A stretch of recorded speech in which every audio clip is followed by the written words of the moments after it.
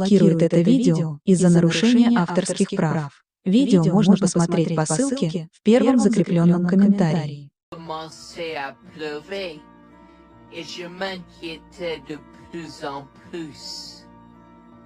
Le vent froid hurlait à travers la forêt apparemment vide, soufflant de la neige dans mes yeux et me piquant la peau. Je tenais mon fils étroitement contre ma poitrine, essayant de le protéger du froid mordant.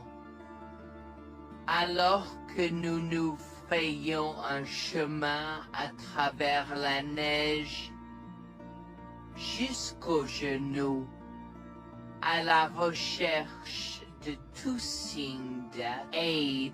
Des heures s'étaient écoulées depuis que Jack et Rebecca nous avaient laissés abandonnés au milieu de nulle part, à des milles de la ville ou du prochain abri. Wax attira contre elle et mon mari, mais plus que ça, j'avais peur pour la sécurité de mon fils. Maman, il fait si froid. Je veux rentrer à la maison. Je sais, mon bébé. Je suis désolée pour tout ça. Je te promets que je vais trouver de l'aide pour nous, d'accord? Ne t'inquiète pas une seule seconde. Alors que nous trébuchions à travers les congères, je pouvais sentir mon corps s'affaiblir de minute en minute. Je savais que nous ne pouvions pas survivre dehors pendant longtemps, et trouver un abri était la priorité numéro 1. Mais juste au moment où je pensais que tout espoir était perdu, une lumière faible est apparue dans le lointain. Nous avons trébuché vers elle à moitié aveugle et à moitié gelé, jusqu'à ce que nous atteignions enfin la petite cabane aperçue auparavant, avec ses bouffées de fumée qui s'élevaient toujours dans le vent rude, nichées dans une clairière. Avec les quelques forces qui me restaient, j'ai frappé à la porte aussi fort que possible et je me suis effondré dessus. Maintenant, qui pourrait, oh Harold, apporter de l'eau bouillante et des couverts tout de suite? Un couple âgé et gentil nous a accueillis.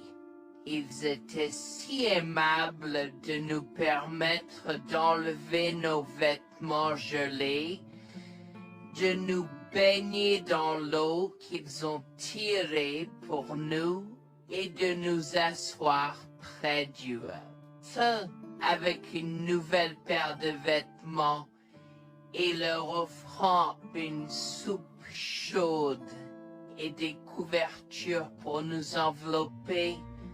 Nous nous sommes blottis ensemble dans la chaleur. Mes sentiments de colère et de frustration ont commencé à bouillir. Comment ont-ils pu faire ça? J'espère qu'ils viennent dehors. Il y a plus de gens dehors? Nous devons aller les chercher. Non, ne te dérange pas, c'est ma belle-mère et mon mari inutiles. Ils nous ont laissé là pour geler. Tu dis un mensonge. Pourquoi ferais-tu une chose aussi horrible? Je savais que Becky était toujours comme ça, mais Lucia, pas moyen qu'il nous ferait ça. Attends une seconde. Becky, ce nom me dit quelque chose. Est-ce cette dame avec une fine silhouette, les lèvres pincées et sérieuses tout le temps? Porte-t-elle des lunettes pourpres et une taupe sur l'aide sa lèvre Speya? La même. Comment la connaissez-vous? Elle a l'habitude de parcourir ces régions, mais c'est bizarre de faire une telle chose pendant cette période où les tempêtes de neige sont abondantes. En fait, je ne l'ai jamais vue dans ces parages pendant cette période de l'année. Maintenant, chérie, s'il te plaît, dis-nous comment tu la connais. Je suis sa belle-fille.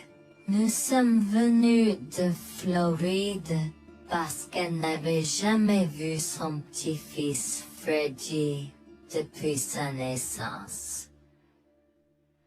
Je voulais vraiment qu'ils se lient d'amitié et se connaissent, mais Anne semblait désintéressée, même après que nous soyons venus de si loin. Freddy était blotti contre moi, endormi dans mes bras, avec un sourire sur son visage. Dieu merci, il allait bien. Dieu merci, il était en sécurité. Comment son petit corps a survécu tout cela? Encore un mystère pour moi. Mais plus je le regardais, plus je devenais frustré par son père, inutile, et sa grand-mère. Elle est magnifique. Cela nous fait pleurer de savoir que cela s'est produit. Vous voyez, nous n'avons pas d'enfants. Nous ne pouvions pas en avoir. Alors nous avons décidé de venir vivre sur les montagnes. C'est la vie que nous avons toujours voulu, mais nous ne pouvons pas combler les lacunes dans nos cœurs. Donc, entendre que quelqu'un qui a la chance d'avoir un tel petit enfant a choisi d'être négligent est quelque chose que nous ne pouvons pas pardonner. Tu sais, j'ai toujours eu un drôle de pressentiment à propos de Becky, je te l'ai dit, Harold. Cette femme n'est pas normale dans sa tête. J'ai crié après eux leur disant d'attendre pour nous, mais ils ont juste continué à aller de l'avant. Ils m'entendaient, mais ils choisissaient de ne pas m'écouter. Pourquoi aurait-il fait ça? Parfois, nous ne savons pas pourquoi les gens font les mauvaises choses qu'ils font. Tout ce que nous pouvons faire, c'est faire de notre mieux. Nous avons continué à converser le reste de la soirée, et aussi en colère que je fusse. Avec le stade où je m'ai fait merger parce que je savais que Lucien et moi étions exécutés de lui. Le matin est venu et il semblait que la tempête de neige se soit calmée. J'ai cherché sur divers sites web pour trouver des rapports météorologiques indiquant que c'était maintenant sûr de se déplacer dans la ville. Et la ville. J'ai échangé des coordonnées avec Georgina et Harold, les remerciant pour tout l'amour et les soins qu'ils nous ont montrés. Il n'y a pas besoin de nous remercier. Nous avons juste fait ce qui était juste.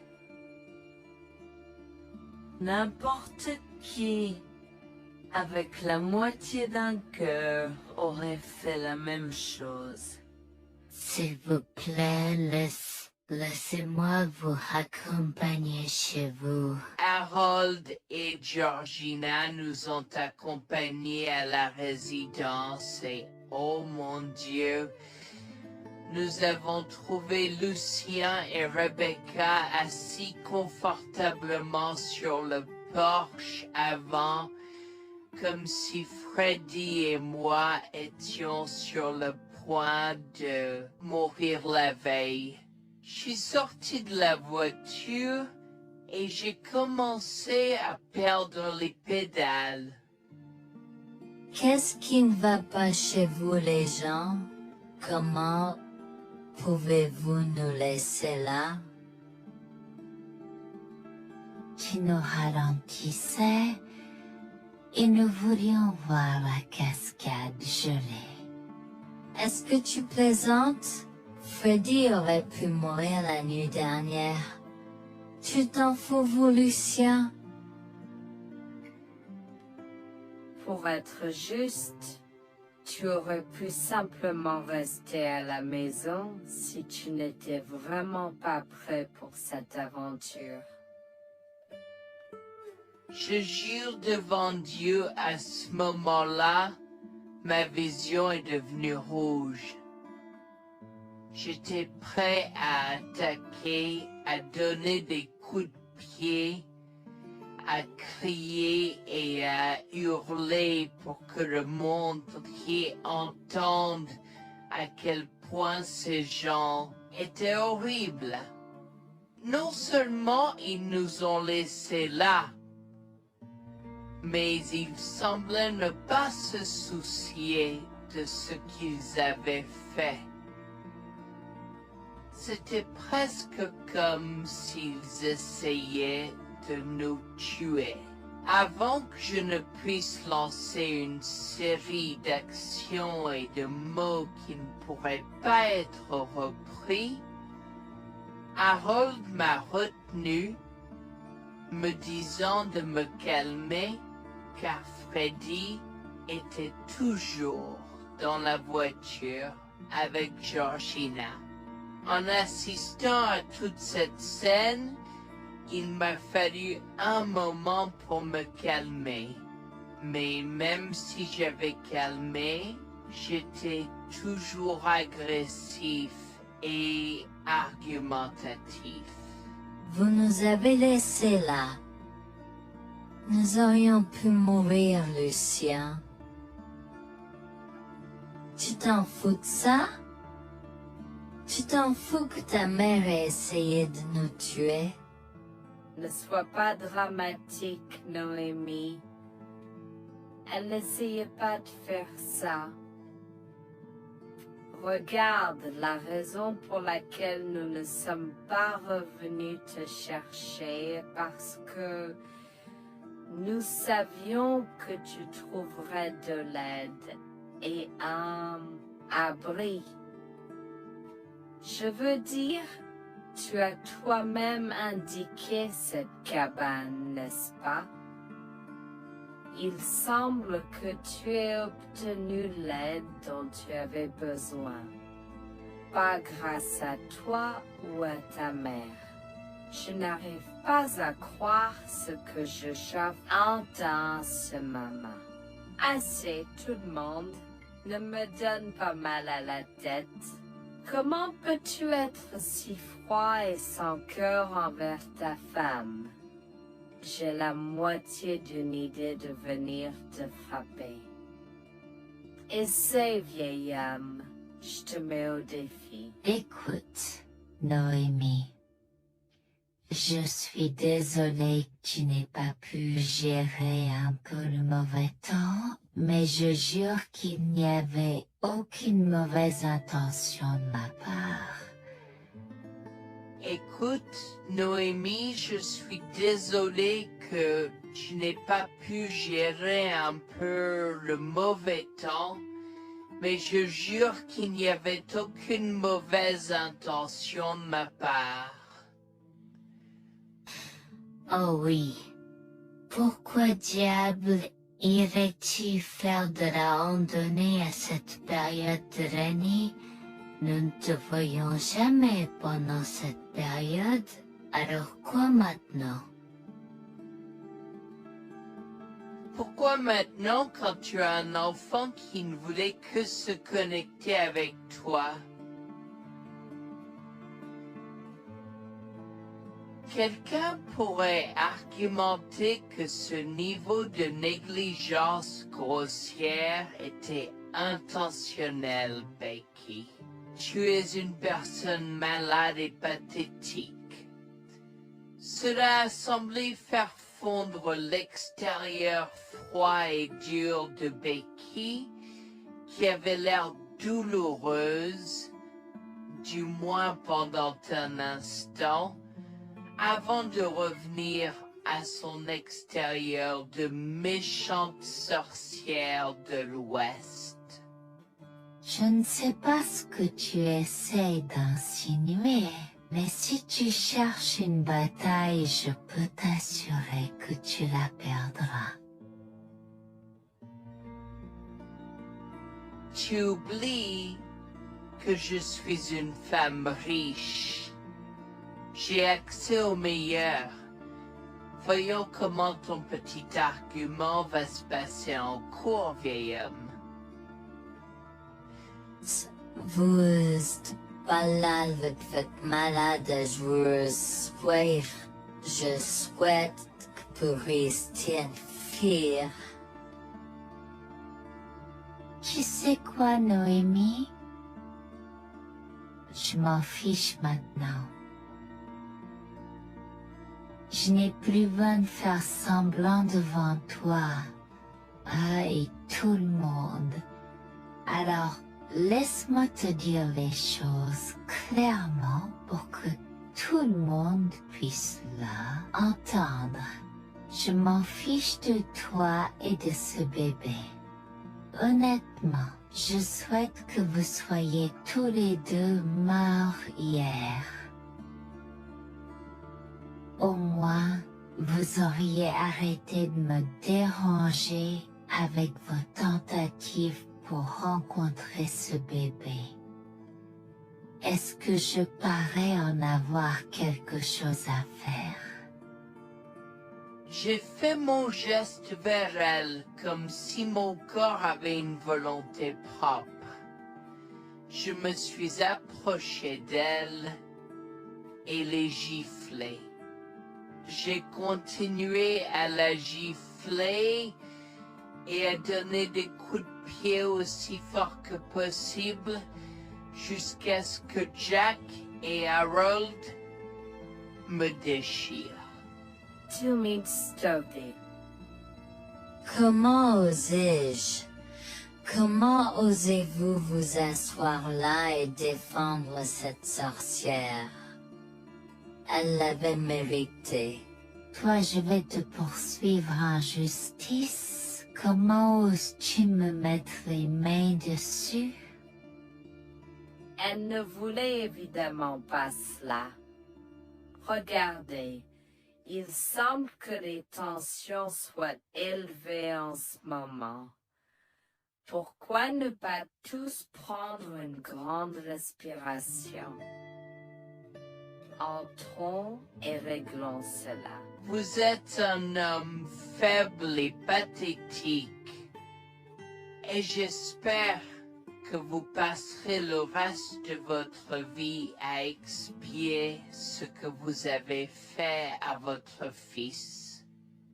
Avant que Jack ne puisse répondre, je lui ai craché au visage avant de rentrer à l'intérieur, de prendre Freddy et ses affaires, et de monter dans la voiture avec Georgina et Freddy. Maman, j'ai peur.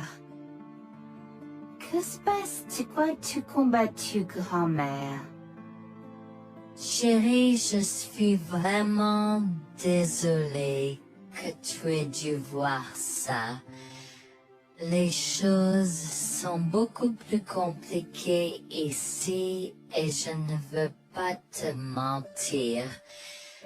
Mais je crains que tu ne sois un peu trop jeune pour comprendre. Mais pour l'instant, je suis désolée de devoir te dire que pour l'instant, il semble que grand-mère et papa ne veulent pas de nous ici. Nous ne pouvons pas être ici parce que papa et grand-mère ne sont pas très gentils et je ne veux pas que tu sois autour de personnes qui ne sont pas gentilles. Mais Georgina et Harold sont gentils, n'est-ce pas? Oui, j'aime Georgina et Harold. Harold et Georgina peuvent-ils être mes grands-parents? Oh mon Dieu, mon petit enfant, tu me fais pleurer. Bien sûr, je peux être ta grand-mère. Oh mon Dieu, mon petit enfant, tu me fais pleurer. Bien sûr, je peux être ta grand-mère. Je serai toujours ton ami et je te promets de prendre soin de toi si tu as besoin de moi. Harold a pris la voiture et nous a emmenés à un hôtel où nous avons pu nous reposer et nous remettre de nos émotions, mais malheureusement tout l'événement était un peu trop difficile à gérer. J avait très peur pour l'avenir pour Dieu, tant Freddy que moi, car cela signifiait le divorce. J'avais peur, Bertie, qu'ils obtiennent la garde de Freddy. Décidé de parler au gymnase et c'est peur de la question une fois que Freddy s'était endormi. Que vais-je faire? Je vais aller en prison? Nonsense. Cette sorcière ne portera pas plainte. Et si elle le faisait, elle ne le fera pas. Car nous avons des preuves de sa conspiration pour commettre un meurtre. Comment? Nous sommes toujours préparés, chérie. Nous avons secrètement enregistré toutes les preuves.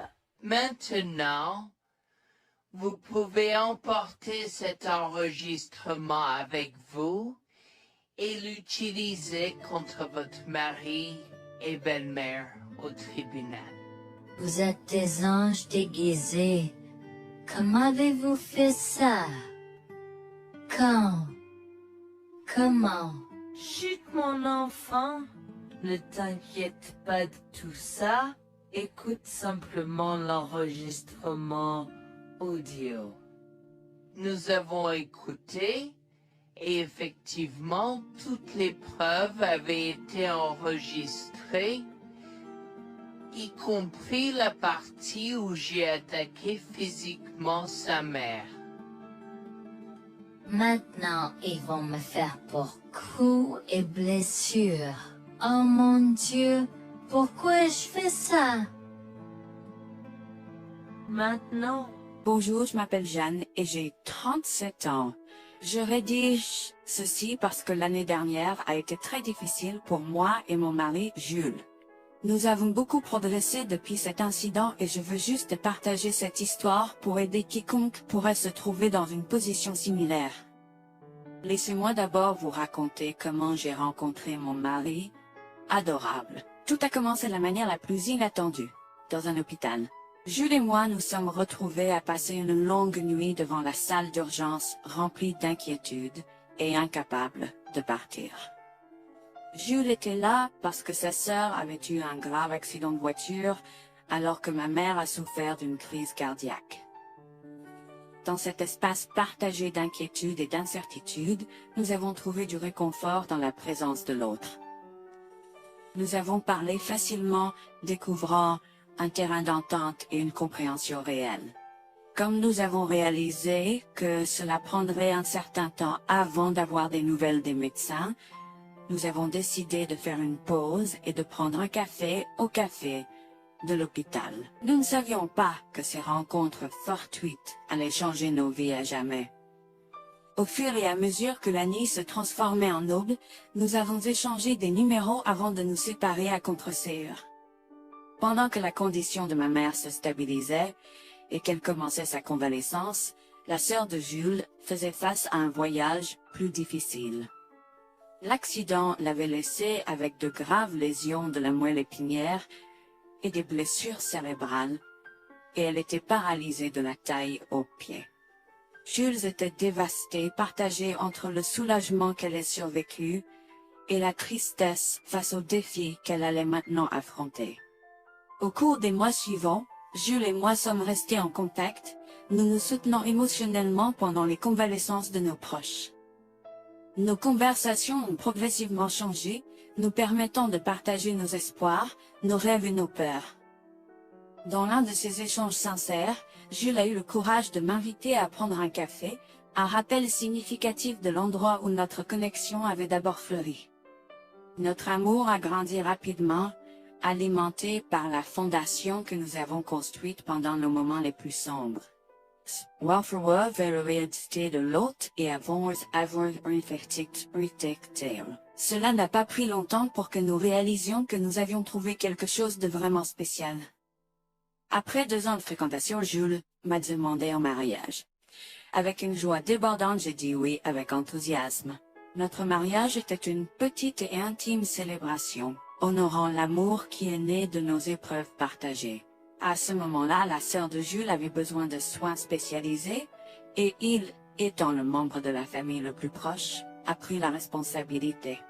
Cependant, il avait également besoin d'un travail temps plein pour gérer les factures qui s'accumulaient.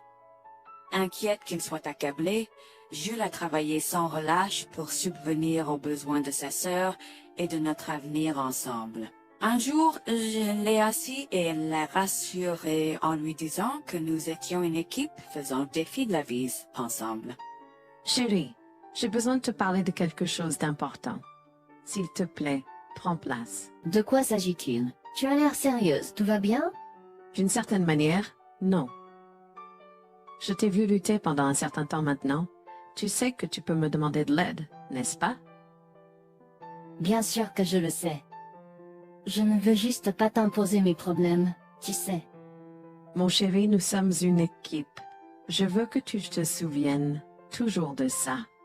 Nous faisons face aux défis de la vie ensemble et il n'y a rien d'individuel dans notre relation, seulement la nôtre. Je veux te soutenir, toi et ta sœur, de toutes les manières possibles. Cela signifie beaucoup pour moi, bébé.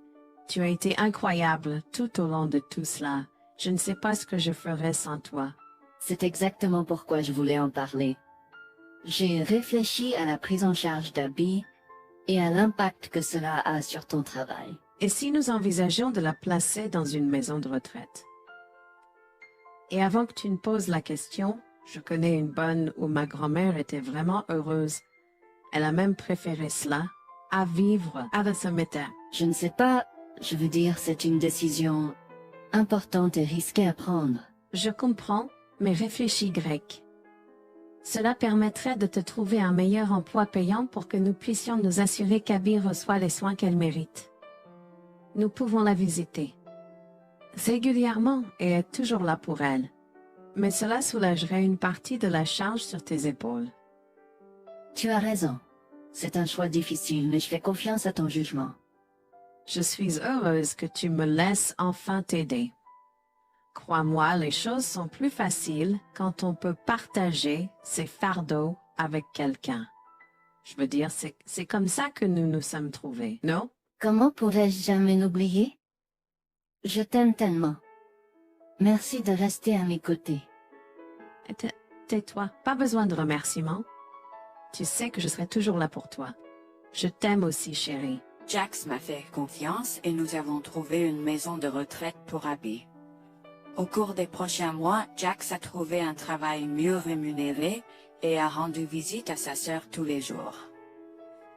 Le rétablissement d'Abby a progressé de manière surprenante bien qu'elle soit paralysée. Elle a commencé à se déplacer dans la maison de retraite dans son fauteuil roulant, déterminée à explorer.